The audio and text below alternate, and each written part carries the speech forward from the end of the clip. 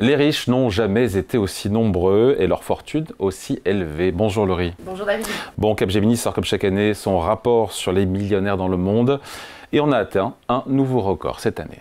Et oui, 23,4 millions, c'est le nombre de millionnaires que comptait notre bonne vieille planète l'année dernière. C'est ce que nous dit donc Capgemini dans son étude World Wealth Report édition 2025, un rapport publié chaque année depuis 1997 dans lequel 71 pays ont été évalués. Et on y apprend notamment que le nombre de personnes détenant au moins 1 million de dollars d'actifs financiers hors résidence principale a atteint un record historique avec un nombre de millionnaires en hausse l'année dernière de 2,6%.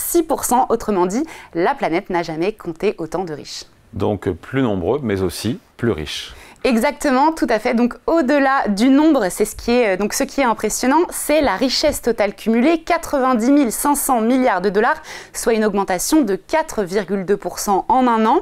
Et puis il faut noter que cette croissance est surtout portée par la catégorie des personnes très fortunés, qu'on appelle souvent en France les ultra-riches, qui possèdent plus de 30 millions de dollars de patrimoine.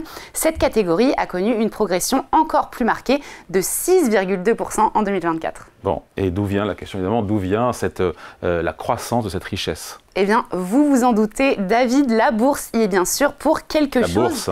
La bourse, tout à fait, y est pour quelque chose et surtout tirée donc par l'intelligence artificielle. Selon l'étude de Capgemini, en 2024, les grands indices boursiers américains, Nasdaq, S&P 500, Dow Jones, ont battu des records, dopés par une croissance économique plus forte que prévu, mais aussi par l'engouement massif autour des nouvelles technologies et de l'intelligence artificielle, tout comme en 2023.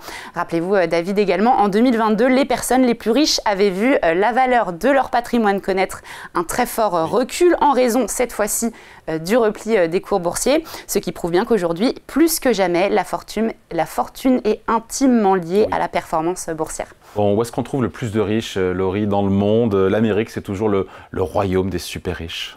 Sans surprise, vous l'avez dit, ce sont donc les États-Unis qui dominent le classement avec 7,9 millions de millionnaires en hausse de 7,6%, soit 562 000 millionnaires de plus en un an.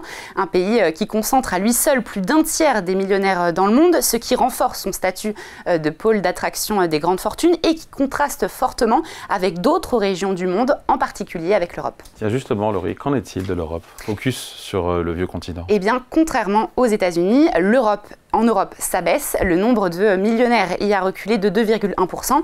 Le Royaume-Uni a perdu 14 000 millionnaires l'année dernière, l'Allemagne 41 000 et la France en comptait 21 000 de moins. Mais attention, bien que leur nombre diminue, eh bien, celui des ultra-riches, donc pour rappel, les personnes dotées d'un patrimoine de plus de 30 millions de dollars, lui progresse de 3,5% en Europe et même de 4,5% en France. Donc moins de millionnaires certes, mais des riches qui s'enrichissent, ce qui traduit une concentration des richesses. On n'a pas parlé, Laurie, de l'Asie.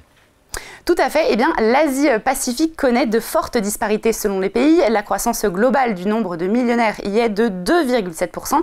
Mais si on regarde dans le détail, eh bien, en Chine, ça baisse légèrement de 1%, tandis qu'en Inde ou encore au Japon, ça progresse fortement de 5,6%. Bon, ça fait beaucoup d'argent tout ça. Pour conclure, tiens, au-delà de l'explosion des richesses, notamment grâce à la bourse, qu'est-ce qu'on retient, Laurie, de ce rapport? Eh bien, dans ce rapport, Capgemini souligne également un phénomène à surveiller de près dans les prochaines années, celui de la transmission du patrimoine. Génération d'après. Exactement. D'ici 20-25 ans, 83 500 milliards de dollars vont changer de main à l'échelle mondiale. Les baby-boomers, donc ceux qu'on appelle les baby-boomers, les personnes âgées de 60 ans ou plus, commencent à céder leurs actifs à leurs enfants ou à leurs petits-enfants. Et cela va représenter donc le plus grand transfert de richesse de l'histoire. 37% vont passer leur fortune à la génération X, âgée de 44 à 59 ans, 44% aux millennials et 14% à la génération Z. Donc on va voir émerger une nouvelle génération de riches. Oui, souvent plus jeunes et plus digitalisés, mais aussi parfois très éloignés de la création initiale de cette fortune, ce qui interroge donc sur une future société dans laquelle l'héritage pèsera plus que le travail dans la constitution d'un patrimoine. Voilà, ça pose évidemment beaucoup de questions. Merci beaucoup, Laurie. Merci, David. Salut.